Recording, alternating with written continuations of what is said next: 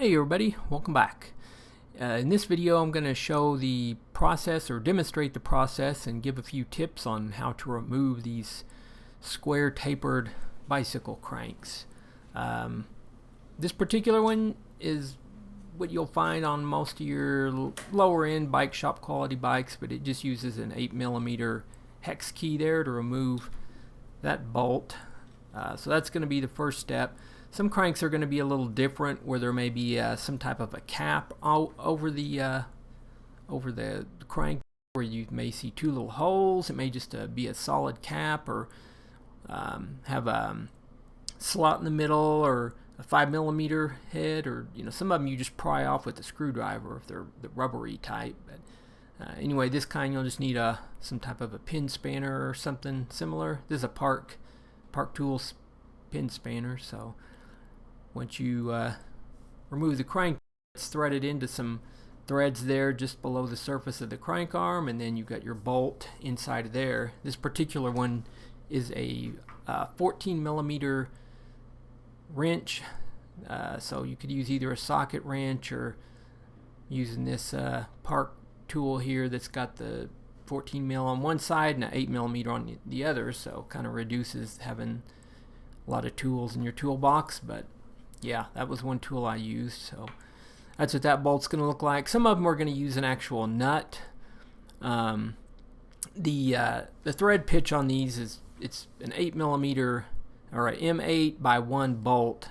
If it's a nut type, they're M8 by 1.25 is the thread pitch. So anyway, you can see the threads where the crank puller is going to basically bolt into that or thread into that. So you want to make sure those threads are in good shape.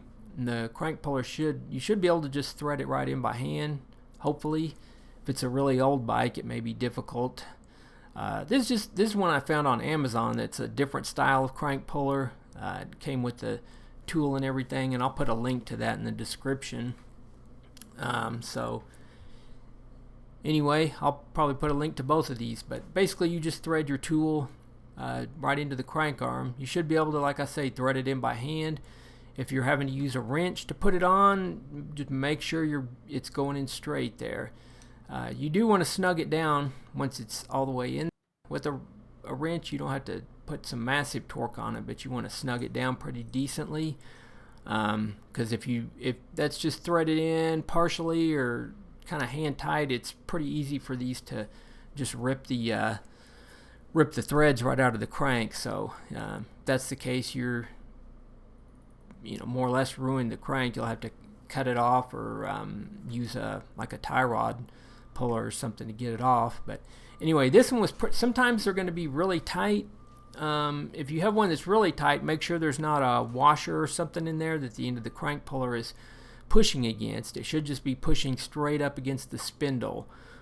So in this case, I had to use you can use a cheater bar or something if you have to. I just wedged a wrench handle underneath the crank arm and the frame. So you don't want to be careful with that, not to damage your frame, but that gave me the leverage to get another quarter turn, and from there I could just take it off by hand. So basically that middle section there, it just pushes up against the spindle and literally just pulls the crank arm off of there, because with that tapered spindle, it's going to be on there pretty tight.